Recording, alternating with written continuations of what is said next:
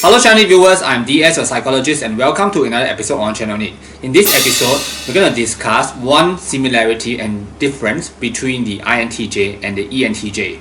So INTJs and ENTJs are actually usually very similar because they almost have the same cognitive stack. One common similarity that I find between the INTJ and the ENTJ is that both INTJ and ENTJs can be very demanding and harsh. They have harsh standards on other people. Myself, for example, when I mark students' essays, I tend to be very strict. INTJs, I find, are also quite strict with giving compliments, giving marks if they are teachers, or giving feedback that is positive.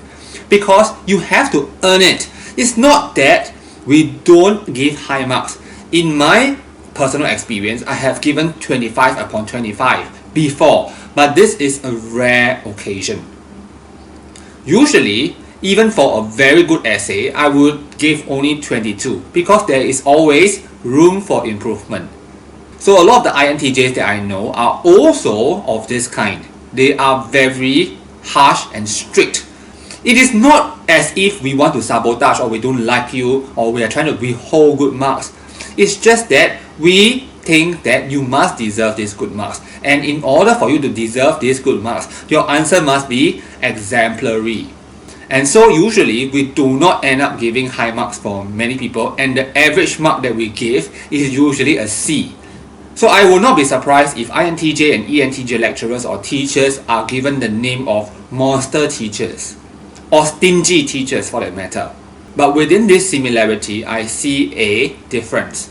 The difference is that the INTJ tends to be more harsh on themselves sometimes. They want to perform or have a standard that is set so high that they sometimes also find it very hard to achieve. But not as much for the ENTJ. The ENTJ is hardly a perfectionist.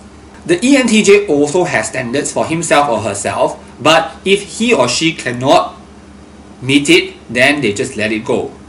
So as a result of this, INTJs and ENTJs have one major difference. ENTJs tend to be happier people than INTJs. However, a disclaimer is that ENTJs as a general population are also not happy people. I think the happiness index, if there's such a thing, for the INTJ and ENTJ are way below the population mean. It's just that ENTJs probably would be happier people than the INTJ. As a result of this harshness, you need to take note of one thing. INTJs and ENTJs should not be asked to fill in surveys or feedback form, because if you ask an INTJ or ENTJ to fill in a feedback form to fulfill your KPI, you're going to be disappointed. So on a survey form whereby like I perform well, I like this company, INTJs and ENTJs tend to choose the neutral road, either putting neutral, slightly agree, or even sometimes disagree. They will seldom give you 5 upon 5, presume that the full score is 5. So INTJs and ENTJs are likely to pull your feedback mean down, but they are just being honest.